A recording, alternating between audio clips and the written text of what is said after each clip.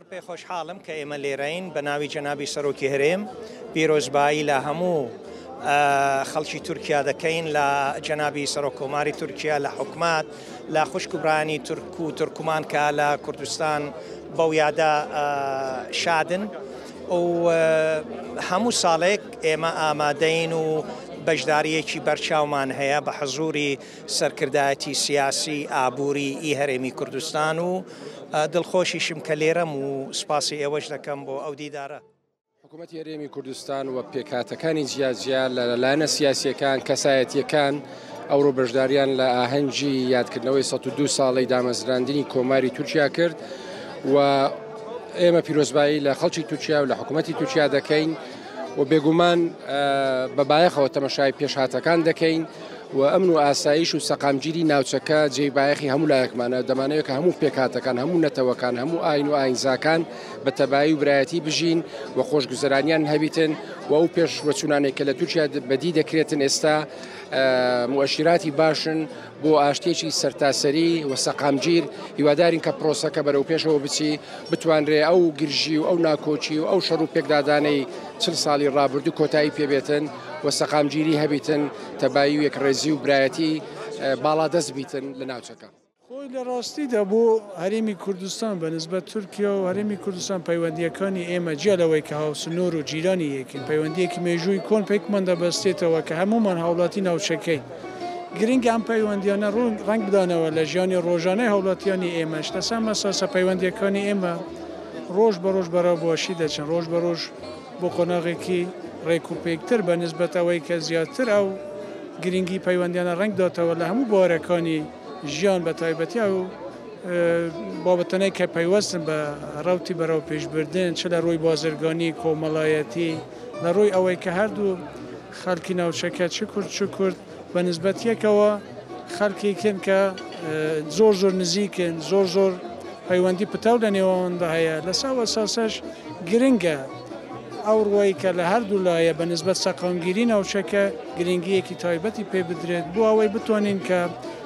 خەڵکی ناوچەکەمان بەگشتی وەکو کورد تورک هەموو ئەو هاوبەشانێک کە لە ناوچەکەدا دەژین بتوانین ناوچەکەمان پێکەوە بەرەو سەقامگیریەکی باشتر بەرەو خۆشگوزارانێکی باشتر ببین.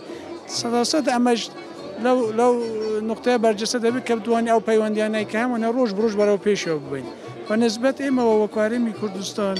گرنگیەکی تایبەت بە پەیوەندیەکان لەگەڵ تورکیا دەدرێت بە حکمی ئەوەی کە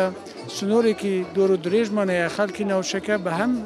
لە دیوی هەرێمی کوردستان هەو لە دیوی تورکیا نزیک و خزمی یەکترن. جیا لەمەش لە ڕووی ئەوەی کە تورکیا وڵاتێک بۆ بە نسبەت هەرێمی کوردستانەوە دەواازەیەک بۆ بە دنیای دەرەوە لەسەر ئەو بنەمایەش ڕۆژ بە ڕۆژ ئەو پەیوەندیانەی کە هەبوونە هەوڵەوەی درەوە کە بەرەو پێشەوە ببردرین هەوڵەوە درەوە کە لە زۆر مەجالەوە ئەوە ڕنگ بداتەوە کە هەرێمی کوردستان و تورکیا هاوبەشی یەکترن دەتوانن یەکتر تەواو بکەن بە نسبەت سەقامگیری ناوچەکەوە. سواز بۆ خۆ لەم کۆتاییانەداش تقریبان ئیتر ئەم ڕنگدانەوەی لە ناوچەکەش هەبووە لەسەر ئەساسەش زیاترین ئەو بابەتانەی کە پەیوەستن بە ژیانی ڕۆژانەی هاوڵاتیان چ وەکو سەردانکردن چ وەکو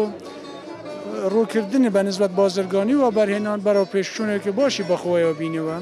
هیواخوازین کە لە داهاتووشدا ئەو پەیوەندیانە ڕۆژ بە ڕۆژ بەرەو پێشەوە بچن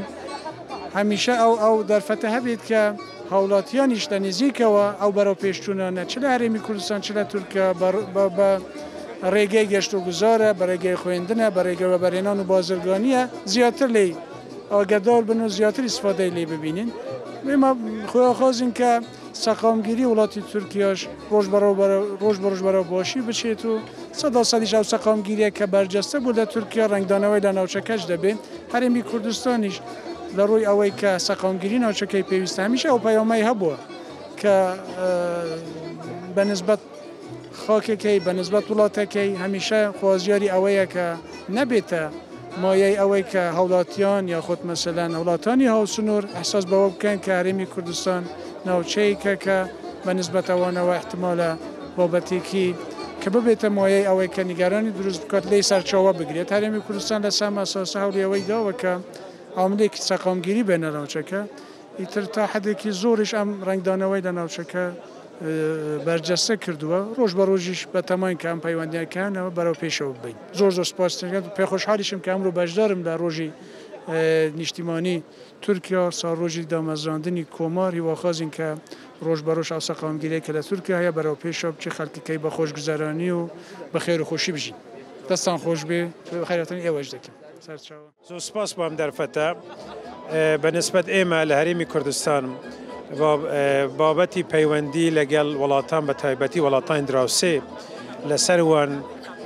کۆماری تورکیا زۆر استراتیجیە و زۆری درێژخایەنە هەم لە مێژوو هەم لە دابوو داهاتوش و فاکتەرێکی گرنگە بۆ سەقامگیری ئەم هەرێمە تورکیا لە درێژایی ساڵانی ڕابردوو هەر لە دەستپێکی دروستکردنی ناوچەی دژەفرین ڕۆلی سەرەکی بینیوە لە پاراستنی هەرێمی کوردستان لە پاراستنی خەڵکی کوردستان بە هەموو پێکاتەکانەوە و ئەم ئەزمونەش کە ئەزمموی حکومڕانیە کوردستانیە لەم ناوچە لە عێراق بوونی پاترۆلی ئاسمانی یان کۆپاراستنی ئاسمانی لە ئەنجرلیکەوە لە ماوەی 13 ساڵ بۆ ئەم ناوچەیە هەوڵێکی و پشگیرێکی تورکیا بووە و دروستکردنی ناوچەی دژەفرینیش هەر لە سەرەتاوە دەستپێشخەری بەڕێز تورگوت وزال بووە کە سەرۆکۆماری تورکیا بووە ئەمەش دەستپێکی ئەم ئەزمونە بووە کە ڕۆڵێکی سەرەکی تورکیا بینیوە لاوەندانکردنەوەی کوردستان و گاوەدانکردنەوەی هەزاران گوند و سەکتە لە کوردستان کۆمپانیەکانی تورکیا دەوری سەرەکی دەبینم و ئێستاش قونسڵخانەی تورکیا لە هەولێر ڕۆڵێکی سەرەکی دەبینێت لە گشت باوەڕەکاندا هەم لە پشتیوانی سیاسی لە پشتیوانی ئەمنی و هەم لە سەقامگیری باشتەوایی نیشتیمانی و سیاسیش لە هەرێمەدا بۆیە بەنسبەت ئێمە تورکیا محورێکی سەرەکیە ئێگزەتێکی سەرەکیە بۆ ئەوروپا بۆ دنیای دەرەوە بۆ دموکراسیەت و هیواداریشین کە پرۆسەی ئاشتی کە ئێستا لە تورکیادا هەیە درێژە دەری ئەو سیاسەتە بیت کە تورکیا بۆ ئەو هەرێمە هەبووە واروە بۆ هەموو گەلانیشان هەبووە لەو ناوچەکە. سەردا سڵاو و ڕێز بۆ ئێوە هاوڕێیانی تێبە دەستخۆشیتان لەکەین تەبا شوێن و ڕۆڵی دیارە لە پەیوەندیەکانی بینی تورکیا و هەرێمی کوردستان لە بەیەکەوە ژیانی هەموو پێکاتەکانی هەرێمی کوردستانە دەستخۆشیتان لەکەین بەجیا ئێمە وەکو یەکگرتووی سامی کوردستان پەیوەندیەکانمان لەگەڵ تورکیا ئەگەڕێتەوە بۆ 30 ساڵ لەمەوە پێشووتریش وەکو تێڕوانین بە بڕای ئێمە و میلەتانی ناوچەکە مێژوویەکی زۆر دوور و درێژمانەیە ئەم خاک و نیشتمانی کە لەسەری ئەژین خاک و نیشتمانی هەموو لایەکمانە وی هەموومانە بەیەکەوە بۆیە لە ئێستا جیابوونەوەی وڵاتەکان و سنوورە نوێیەکان لە ڕاستیە سنووری فیزیکین بە بڕواوە قەنەعەتی ئێمە زۆر قوڵتر ئەم جوگرافیا بێکۆکۆی کردوونەتەوە لەم کۆتایانەیە پەیوەندەکانیشمان لەگەڵ کۆماری تورکیا پەیوەندێکی زۆر تەندروستە لەگەڵ بەڕێزانە سەرۆکایەتی کۆمار لەگەڵ هەموو چین و توێشە جیاوازەکان بە تایبەتی لە مەجای کللتوری و سەقافی و هەماهەنگی و پەیوەندی هەردوو لایە زۆر بە چڕی ئیشەکەین لە ڕێگە ڕێکخراوەکانمانەوە بە یەگەیشتن و کار و هەماهەنگی لە نێوان هەردوو لایە زۆر بە گرنگەوە سەیرەکەین تورکیا و هەرێمی کوردستانی عێراق 375 کیلۆمەتر سنووریانەیە بۆ یەبوونی پەیوەندیەکان زۆر گرنگە لە هەموو بوارەکانە واری سیاسی و اقتصادی و کللتوری ئێمەش هەوڵمان ناوە بە پێی توانای خۆمان ڕۆڵی ئیجابیمانە بێ لە بەیەکگایاندنی ئەم دوو ناوچەیە بێت.